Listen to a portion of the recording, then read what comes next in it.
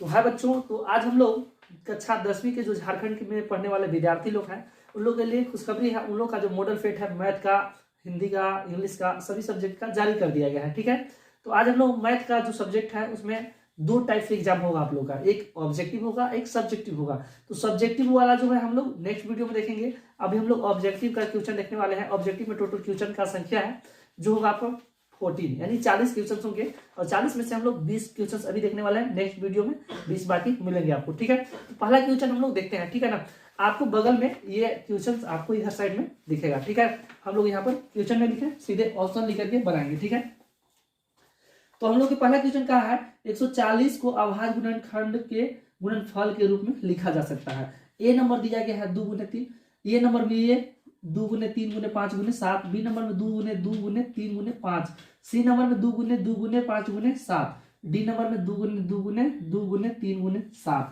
तो इसमें से कौन सही होगा, हम लोग इसको आपस में सबको गुना कर देंगे जो गुणनफल दिया गया है, तो हम लोग का आंसर पता चल जाएगा। इसको गुना करते हैं, 2 तिया 6 बचे 30 और 30 सत्ते 210, कितना हो जाएगा 210। हमको लाना कितना है 140 ना लाना है, तो नहीं लाया, तो ये हमारा गलत हो गया। बी नंबर देखते हैं, 2 दूनी के 4 तिये 12 पचे 60, हम लोग का 60 आ रहा है इसका, तो 60 हम लोग का नहीं लाना है, 140 लाना चाहिए, तो ये भी हमारा क्या हो गया, बी भी गलत। सी नंबर देखते हैं, 2 दूनी 4, 4 पचे 20 और 20 सत्ते 4, तो 140 आ गया, कितना आ गया 140, तो हमारा ऑप्शन नंबर सी सही हो गया। ठीक है ना, तो चलिए हम लोग नेक्स्ट क्वेश्चन देखते हैं। दूसरे क्वेश्चन में पूछा गया है कि जो 6 प्लस 5 है ये सम है, विषम है, अपरिमेय है कि जीरो है। तो आप अपने से सोचिए 6 क्या है, 6 है हमारा सम, 6 क्या है सम, और क्यू हमारा क्या है सम हो या विषम हो, और ये कुछ भी है क्यू है, तो जब सम से गुना हो जाएगा ना तो ये हमको रिजल्ट जो देगा, ये हमको रिजल्ट देगा सम, क्या देगा सम। और इसमें हम प्लस करेंगे 5, सम यानी कि सम में हम जोड़ेंगे 5, 5 क्या है विषम, क्या है 5 जो है हमारा क्या है विषम। जब हम सम में विषम जोड़ते हैं तो हमको जो रिजल्ट मिलता है ना वो मिलता है विषम संख्या। क्या मिलता है विषम संख्या। इसमें देखिए कहीं पे है विषम संख्या, तो विषम संख्या हम लोग का बी नंबर में, किसमें बी नंबर, तो दूसरा का हम लोग का हो गया आंसर बी नंबर। ठीक है, तीसरा क्वेश्चन करा 5 प्लस 2 रूट 3 किस प्रकार की संख्या है। ठीक है ना, तो रूट 3 क्या है हमारा अपरिमेय संख्या, ए से सूचित कर रहे हैं सिर्फ समझने के लिए, और 2 क्या है हमारा परिमेय संख्या। तो परिमेय गुना जब अपरिमेय होता है ना तो जो रिजल्ट मिलता है वो होता है अपरिमेय।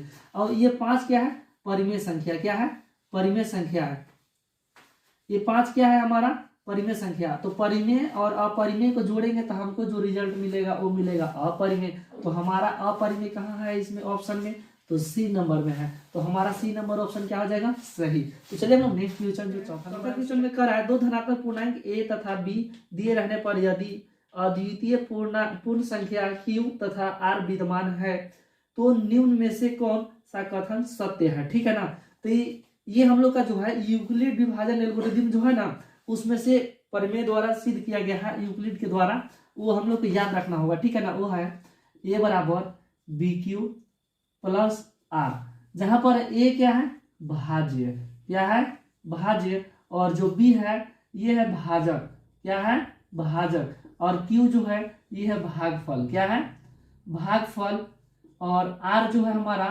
शेषफल है, क्या है शेषफल। इन्हीं सभी के संबंध के बारे में दिए थे जो यूक्लिड दिए थे, इन सभी के बारे में संबंध दिए थे, और वो संबंध ये वाला है, ये वाला ऑप्शन में देखिए कहीं पर है a बराबर बी क्यू प्लस आर, तो हमारा जो ऑप्शन नंबर है बी नंबर सही हो जाएगा। ठीक है, तो चलिए हम लोग नेक्स्ट क्वेश्चन पांचवा क्वेश्चन, यदि किसी बहुपद के शून्यकों का योग तथा गुणनफल क्रमशः 3 और -2 है, 3 और -2 है, शून्यकों का योग यानी कि अल्फा प्लस बीटा बराबर 3 है, और अल्फा गुना बीटा बराबर यानी कि शून्यकों का गुणनफल कितना है -2 है।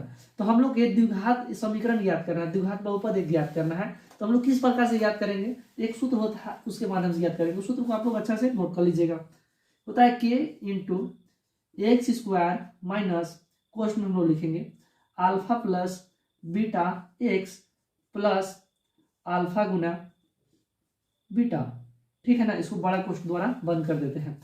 अब इसमें जहां अल्फा प्लस बीटा शून्यकों का योगफल है और अल्फा गुना बीटा यानी शून्यकों का गुणनफल है। अब जो हम लोग के मान पता है उसको रख देते हैं।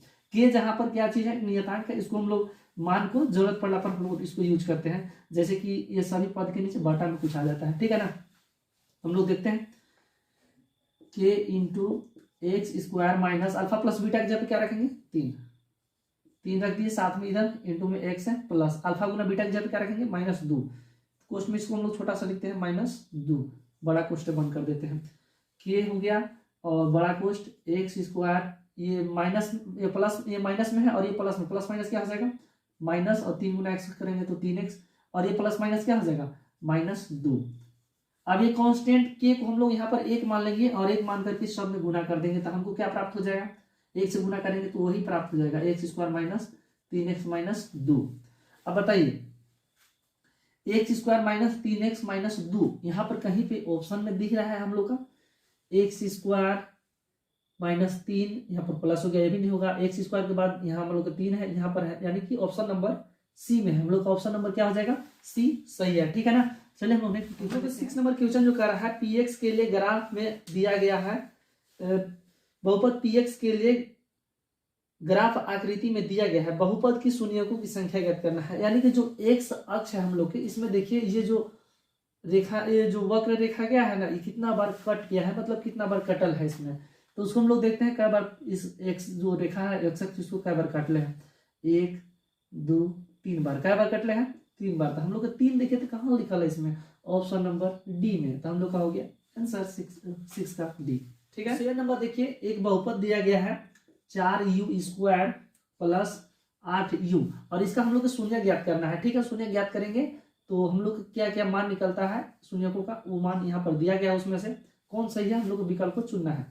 तो यहाँ पर देखिए u² है, यहाँ भी u है, यानी कि इस पद में भी u है और इस पद में भी u है, और इसमें भी गुणज में 4 है, और इसमें भी 8 जो है 8 भी 2 गुने 4 के रूप में, यानी कि u के भी गुणज में 4 है। तो यहाँ पे हम लोग 4u कॉमन ले लेते हैं, 4u, तो यहाँ क्या बच गया सिर्फ एगो u, प्लस इसमें क्या बच गया 4 निकाल दिए, 4 गुना 2 था तो 4 निकाल दिए तो सिर्फ 2 बचा, और u भी निकाल दिए हम लोग, तो u प्लस 2 है और बराबर में क्या हो जाएगा 0।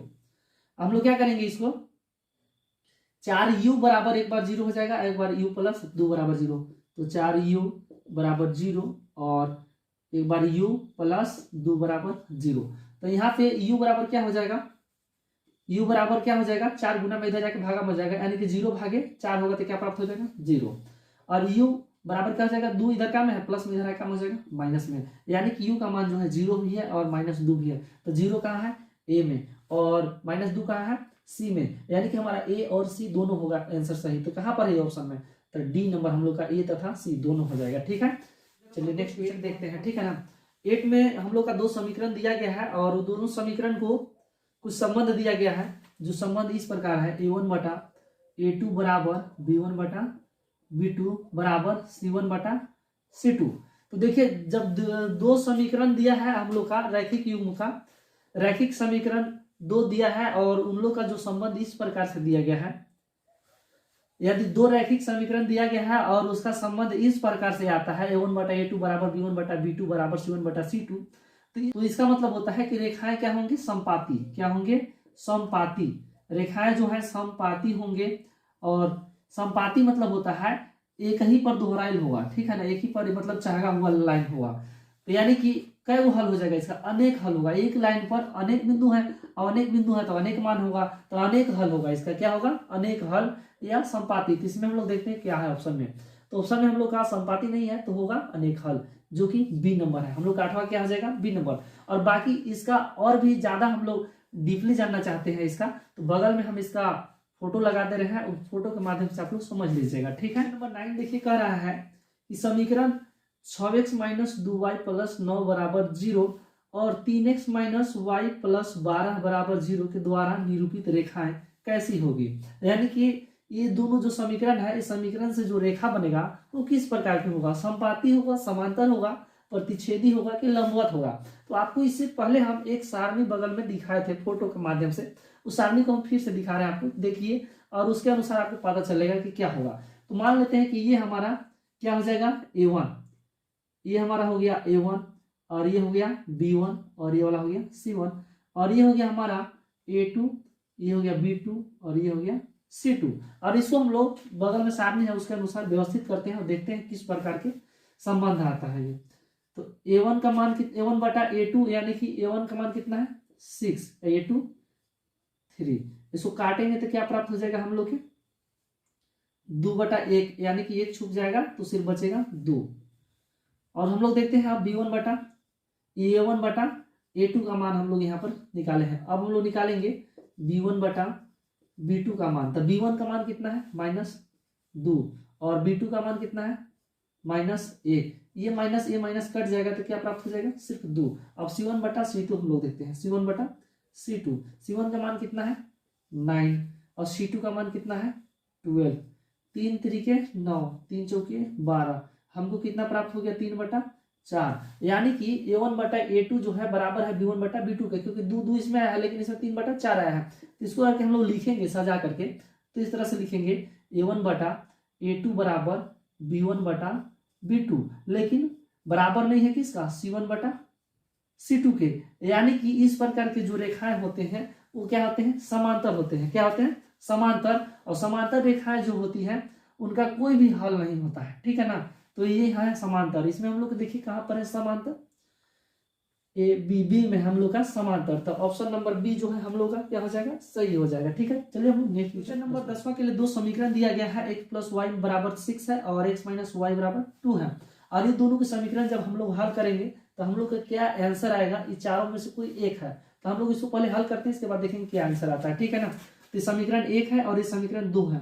हम लोग समीकरण 1 तथा दोनों 2 को जोड़ते हैं विलोपन विधि से, ठीक है ना। तो लिखते हैं यहाँ पर समीकरण 1 तथा 2 को जोड़ने पर, समीकरण 1 तथा 2 है और इसको हम लोग जोड़ते हैं। तो यहाँ पर लिख देंगे हम लोग समीकरण 1 तथा 2 को जोड़ने पर, ठीक है ना। ये समीकरण 1 तथा समीकरण 2 को जोड़ने पर, ऊपर लिखा हुआ है समझ लीजिएगा, बाकी बोल रहे हैं।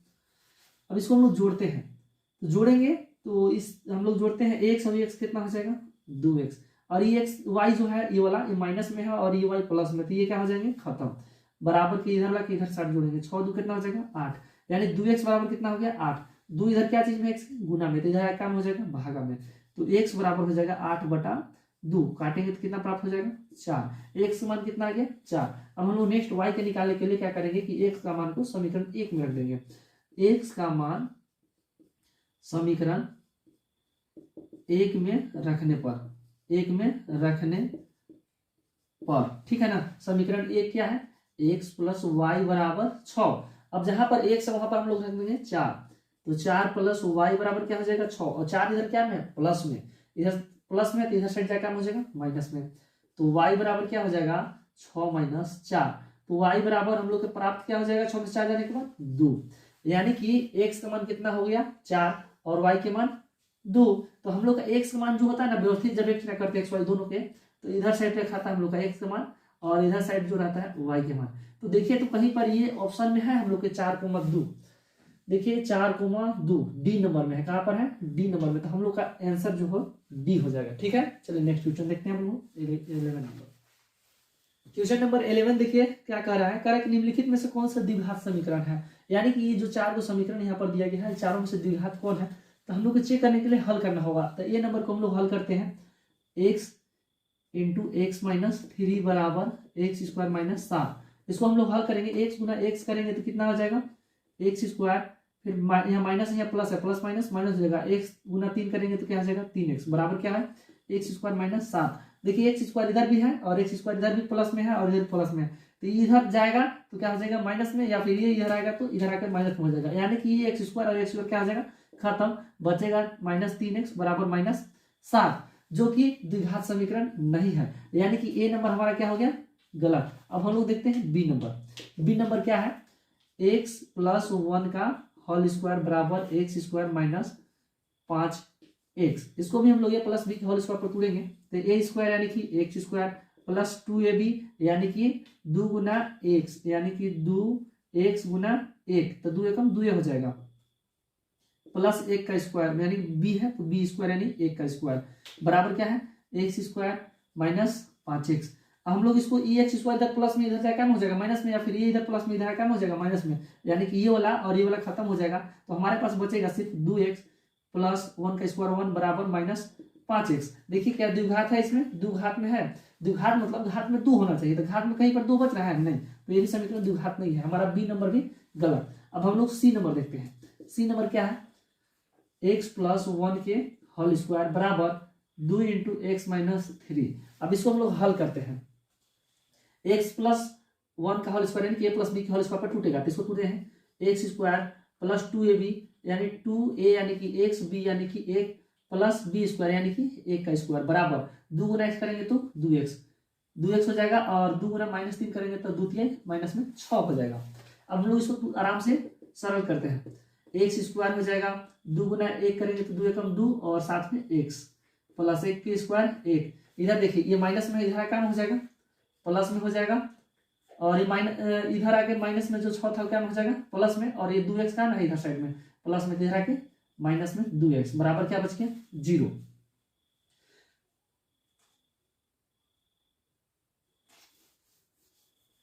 इस प्रकार से देखिए हम लोग का इस समीकरण में क्या है, द्विघात आ रहा है, यानी कि घात में कितना आ रहा है, कितना प्राप्त हो रहा है हम लोग के 2 प्राप्त हो रहा है। इसको हम लोग और थोड़ा सरल कर देते हैं और समझने के लिए, एक्स स्क्वायर प्लस 2x एकम 2x हो जाएगा, और x इधर ला है तो इसको हम लोग प्लस में था उधर से इधर आकर माइनस ला देते हैं 2x, और इधर 1 की स्क्वायर कितना हो जाएगा 1, और इधर माइनस में था 6 तो इधर आकर हो जाएगा प्लस में 6। इसको हम लोग जब तोड़ेंगे तो एक्स स्क्वायर और ये 2x का हो जाएगा खत्म, प्लस में 6 1 7। देखिए द्विघात के रूप में है ना, एक्स स्क्वायर है ना यहाँ पर, यानी कि घात में कितना है 2, तो हमारा ऑप्शन नंबर सी में जो है द्विघात हो जाएगा। डी तरफ हम लोग नहीं जाएंगे क्योंकि ऑप्शन हम लोग को मिल चुका है, तो हम लोग का जो 11th का है सी नंबर सही होगा। ठीक है, आगे बढ़ते हैं। नेक्स्ट क्वेश्चन हम लोग बराहवा देखते हैं। बराहवा में देखिए एक द्विघात समीकरण दे दिया गया है और इसको पूछा गया है कि इसका प्रकृति क्या है, वास्तविक तथा असमान है, वास्तविक तथा समान है, या फिर समान है, और डी नंबर है वास्तविक नहीं है। ठीक है ना, तो हम लोग इसको देखते हैं किस प्रकार के है। इसके लिए हम सभी को पता होना चाहिए विविधकर का सूत्र, डी का सूत्र। तो विविधकर यानी कि डी का सूत्र जो होता है बी स्क्वायर माइनस 4ac। अब इसी पर हम लोग किसका मान रखना है और देखना है यहाँ पर क्या होता है। तो ये जो है a का मान है, यहाँ पर जो इसके गुणज होगा एक्स स्क्वायर के ये होगा a का मान, और जो x से गुणज होगा वो होगा b का मान, और जो अकेला ये अचर है ये होगा c का मान। तो a का मान कितना है यहाँ से 1, b का मान कितना है 1, और c का मान कितना है -1। इसी को हम लोग इस पर रखते हैं इस सूत्र पर। तो बी स्क्वायर यानी कि 1 का स्क्वायर, 1 का सॉरी बी स्क्वायर यानी कि -4 के स्क्वायर,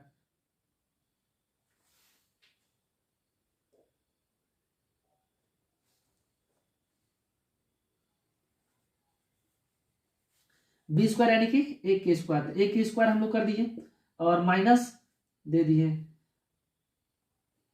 माइनस हम लोग दे दिए, और यहाँ पर क्या है 4ac। तो 4ac यानी कि 4 गुना a का मान कितना है 1, c का मान कितना है -1, 1 के स्क्वायर कितना होता है 1, और ये 4 एकम 4 हो जाएगा, और यहाँ माइनस माइनस क्या हो जाएगा +4। तो 4 एकम क्या हो गया 4 और 1 5, कितना हो जाएगा 5। तो जब हमारा जो विविधकर है डी का मान जो है ना 0 से अधिक होता है, क्या होता है 0 से अधिक, तो ये क्या होता है वास्तविक होता है, क्या होता है वास्तविक। और इसका जो हल होता है ना जो असमान होता है, मतलब भिन्न भिन्न होता है, अलग अलग होता है। एक समान जो भी आएगा ना वो 2 आएगा और अलग अलग आएगा असमान, जब 0 से डी ज्यादा रहेगा, और जब डी जो है 0 के बराबर रहेगा तो उसका मान जो है दोनों बराबर आएगा और वास्तविक होगा, और जब डी जो है 0 से कम रहेगा यानी कि माइनस में रहेगा तो उसका वास्तविक नहीं होगा, उसका हल ही नहीं होगा। ठीक है ना, तो यहाँ पर हम लोग को क्या समझ में आ रहा है इससे, कि इससे समझ में आ रहा है कि ये वास्तविक है और इसका असमान हल होगा। तो देखते हैं वास्तविक और असमान, हाँ तो ए नंबर हमारा बराबर के सही है। ठीक है ना, तो चलिए नेक्स्ट क्वेश्चन 13वां बढ़ते हैं। 13वां क्वेश्चन भी जस्ट पिछला क्वेश्चन की तरह से ही है, इसमें भी हम लोग का हल करना है और दिखाना है कि इसका मूल क्या होगा। ठीक है ना, पिछला क्वेश्चन अगर कि आपको क्लियर हो गया होगा तो आपको बता दे, आपको समझ में आ जाएगा। तो देखिए एक जो समीकरण है X square plus B X plus C बराबर 0, और इसका जो है ना 2 हल हो रहा है, क्या 2 हल हो रहा है। तो पहला नंबर इसका हल तो हो रहा है ना 2, तो हल होगा तो ये जो है यहाँ से निष्कर्ष निकला क्या होगा वास्तविक होगा, क्या होगा वास्तविक। और वास्तविक तो हो गया, लेकिन इसका जो दोनों हल है एक ही है कि अलग अलग है, मतलब समान है कि असमान है, ये हम लोग को देखना है। पिछला क्वेश्चन आपको अच्छा से याद होगा तो वहां समझ में आएगा। तो इसका जो 2 मूल है वो दोनों भिन्न है, यानी कि अलग अलग है। ये वाला जो है कुछ और है और ये वाला कुछ और मान हम लोग का आ रहा है, यानी कि इसका मान मान लीजिए x है तो इसका y है, कुछ मतलब जो भी आएगा ये अलग है और ये अलग अलग है। तो जब वास्तविक तथा उसका अलग अलग मान होता है तो डी का मान जो है ना वो ज्यादा होता है। क्या होता है? ज्यादा। जीरो से क्या होता है? डी का मान ज्यादा। और डी को ही हम लोग क्या करते हैं? B square minus 4ac। तो यानी कि डी की जगह पे बी स्क्वायर माइनस 4ac और ये सिंबल दे दिया और यहाँ पर दे दिए जीरो। तो ये वाला हम लोग ऑप्शन नंबर कहाँ पर है? देखिए बी स्क्वायर माइनस 4ac बड़ा है किससे? जीरो से। यानी कि सी नंबर हम लोग का 13वां क्या हो जाएगा? सही। चलिए हम लोग नेक्स्ट क्वेश्चन 14वां दिया है द्विघात समीकरण x square minus x plus 3 बराबर 0 का विविध कर क्या होगा? तो विविध कर पिछला क्वेश्चन से रिलेटेड ही 13वां क्वेश्चन 12वां क्वेश्चन जो था उसी से रिलेटेड है। तो विविध कर डी बराबर जो सूत्र होता है उसको सबसे पहला नंबर याद करना होगा, होता है बी स्क्वायर माइनस 4ac। जहां पर हम लोग b का मान क्या है? ये वाला, और a का मान हम लोग यहाँ से हो जाए एक्स स्क्वायर गुना वाला और x गुना b के, और जो अकेला अचर होता है ये होता है c का। तो हम लोग यहाँ पर लिख लेते हैं a बराबर x के गुणज में क्या है? 1। b बराबर क्या हो जाएगा? x के गुणज में एक्स स्क्वायर गुना वाला जो था हम लोग का 1 हो गया, और ये जो हम लोग का है a का मान, और b का मान जो है x का गुणज में होगा। तो यानी कि ये कितना है? -1। और c का मान अकेले जो अचर होता है ये कितना है? 3। अब इस सूत्र पर रख देना, बी स्क्वायर यानी कि -1 का स्क्वायर क्या हो जाएगा, और इसके बाद -4ac, a यानी कि गुना में 1, c यानी कि गुना में 3। 1 के स्क्वायर 1 और माइनस 4 एकम 4 तिहाई 12। यहाँ से 12 में से 1 जाएगा तो -12 है, कर्जा में है, ठीक है ना। अब इसमें से 1 निकालेंगे तो हमको प्राप्त जो होगा -11। ऑप्शन में देखिए कनु है -11, तो हमारा ऑप्शन नंबर डी जो है सही हो जाएगा। ठीक है, चलिए हम लोग क्वेश्चन नंबर 15वां की ओर बढ़ते हैं। क्वेश्चन नंबर देखिए 15वां हम लोग कह रहा है कि पद ए और एवं सार्वंतर डी वाले एपी का एनवां पद निम्न से चुनना है। यानी कि जो प्रथम पद है ए है और सार्वंतर डी है, और एपी का एनवां पद ज्ञात करना है हम लोग के। तो उसके लिए जो सूत्र होता है हम लोग का डी नंबर जो है यही होता है। आप लोग एपी वाला जो चैप्टर है हम लोग के समांतर श्रेणी, उसको आप लोग पढ़ेंगे तो आप लोग अच्छा से याद होगा, ठीक है ना। तो ए एन बराबर क्या होता है? A plus N minus 1 into D. तो हम लोग का डी नंबर सही है, ठीक है ना, डायरेक्ट। और नेक्स्ट हम लोग देखते हैं क्वेश्चन नंबर 16वां जो है कह रहा है कि एपी 10,7,4 का 30वां पद ज्ञात करना है हम लोग, ठीक है ना। यानी कि हम लोग इसमें जो दे दिया गया है ए का मान दिया गया है 10, और डी का हम लोग ज्ञात कर सकते हैं, डी यानी कि सार्वंतर। ये जो अगला है a2, इसको बोलते हैं a1 है, a2 है, तो a2 minus a1, a2 minus a1 बराबर होता है हम लोग का डी निकलता है सार्वंतर। तो a2 के मान कितना है? 7, माइनस हम लोग लगा देंगे a1 का मान कितना है? 10। तो कितना हो जाएगा हम लोग का? डी का मान कितना हो जाएगा? तो माइनस में 3, सार्वंतर कितना हो गया? माइनस में 3। और जो 30वां पद यानी कि एन का मान कितना दे दिया गया हम लोग के साथ में? एन बराबर 30, और हम लोग को 30वां पद ज्ञात करना है, यानी कि ए जो है 30वां पद ज्ञात करना है। तो इसके लिए सूत्र हो जाएगा A plus N minus 1 into D. तो इधर साइड जो जिस तरह से उसी रहेगा, ए 30 बराबर ए की जगह पे कितना लेंगे? 10 प्लस एन की जगह पे हम लोग कितना लेना है? 30, माइनस कितना हो जाएगा?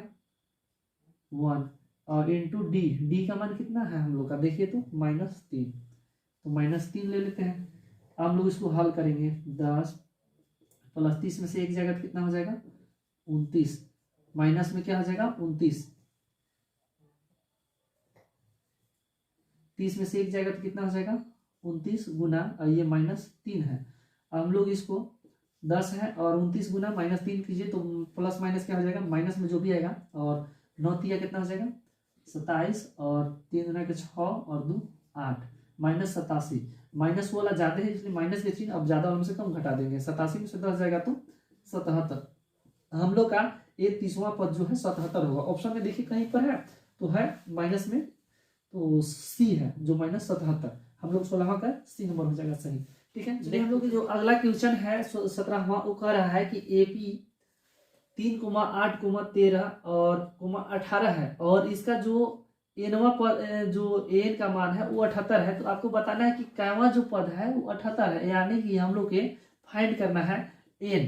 क्या फाइंड करना है? एन खोजना है कि कितना होगा एन, ठीक है। तो उसके लिए हम लोग को पहला नंबर जो दिया है उसको लिखते हैं। ए का मान 3, सार्वंतर डी का मान नहीं पता है तो a2 माइनस a1 हम लोग कर लेंगे। a2 कितना है? 8 माइनस a1 यानी कि 3, कितना हो जाएगा? 5, डी का मान कितना आ गया 5। साथ ही साथ एन का मान दिया है, उसको हम लोग एक बार यहाँ लिख लेते हैं। एन बराबर 78, ए पता हो गया, एन पता हो गया, डी पता हो गया है। अब हम लोग सूत्र पर रखते हैं। एन बराबर A plus N minus 1 into D. N का मान हम लोग को पता है ना कितना है 78, लिख देते हैं 78 बराबर ए का मान कितना है 3 प्लस एन का मान हम लोग को नहीं पता है तो उसी छोड़ देंगे, एन माइनस 1। डी का मान पता है ना 5, लिख दिए। 3 उधर से इधर आएगा तो कितना हो जाएगा 78 माइनस 3 बराबर क्या बचेगा 5 गुना एन करेंगे तो 5 एन, माइनस 5 गुना 1 करेंगे तो माइनस में 5 हो जाएगा। अब हम लोग 78 में से 3 घटाएंगे तो कितना हो जाएगा 75 बराबर 5 एन माइनस 5। ये 5 क्या है इधर माइनस में, इधर कम हो जाएगा प्लस में, तो 75 प्लस 5 बराबर क्या बचेगा 5 एन। कितना बचेगा 5 एन। अब 5 एन को हम लोग इस साइड कर लेते हैं। अब 75 और 5 कितना हो जाएगा 80, और 5 से क्या बार में चल जाएगा 16 बार में, तो एन का मान कितना आ गया 16, यानी 16वां पद जो है 78 है। एन का मान कितना आया 16, और 16वां पद करें देखिए ऑप्शन में बी नंबर, हमारा 17 का बी हो जाएगा सही।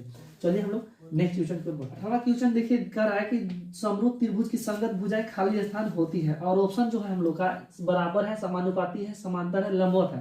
तो देखिए जो त्रिभुज जो होते हैं ना आपस में समरूप होते हैं, उन लोग का गुण होता है कि वो जो संगत भुजा होता है वो एक दूसरे के समानुपाती होते हैं, यानी कि ए बी जो है ना इसका समान अनुपात में, यानी कि क्या हो जाएगा पी क्यू के समानुपाती होगा, और ए सी जो है किसके समानुपाती हो जाएगा पी आर के, और बी सी जो है समानुपाती हो जाएगा क्यू आर के।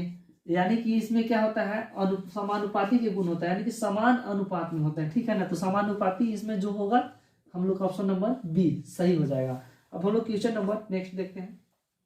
देखिए अगला क्वेश्चन जो है समरूप त्रिभुजों की भुजाएं 4:9 के अनुपात में है, त्रिभुजों का क्षेत्रफल का अनुपात ज्ञात करना है।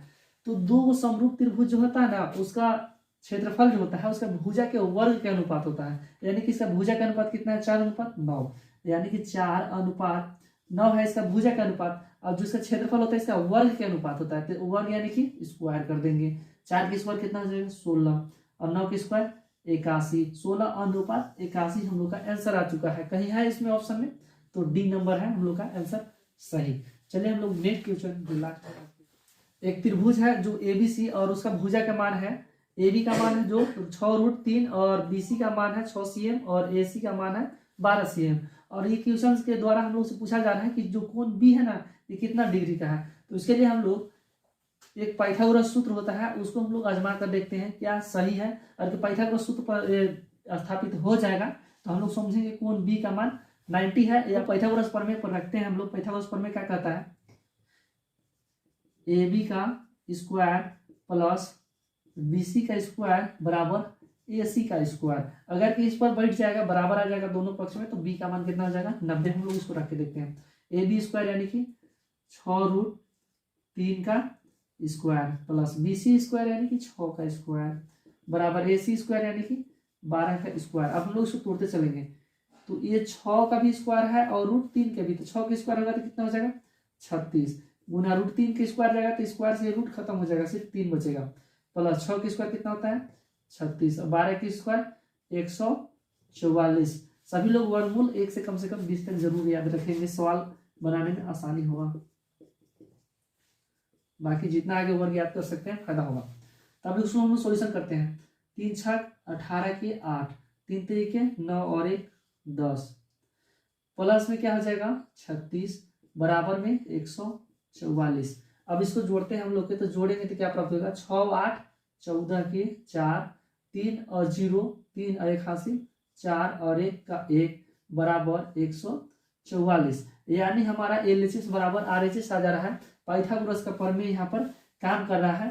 तो जब AB square plus BC square बराबर AC स्क्वायर आ जाएगा तो हम लोग कह सकते हैं पाइथागोरस प्रमेय के विलोम से कि ये जो कोण B है ये कितना डिग्री की हो जाएगा 90 डिग्री के। कितना डिग्री के 90। इसमें ऑप्शन में हम लोग कहाँ दिया गया है 90 डिग्री, तो C में है, तो C वाला हम लोग का सही हो जाएगा। ठीक है, तो बाकी जो 20 क्वेश्चन बचे हैं उसको हम लोग नेक्स्ट वीडियो में देखेंगे। ठीक है, तब तक के लिए बेस्ट ऑफ लक।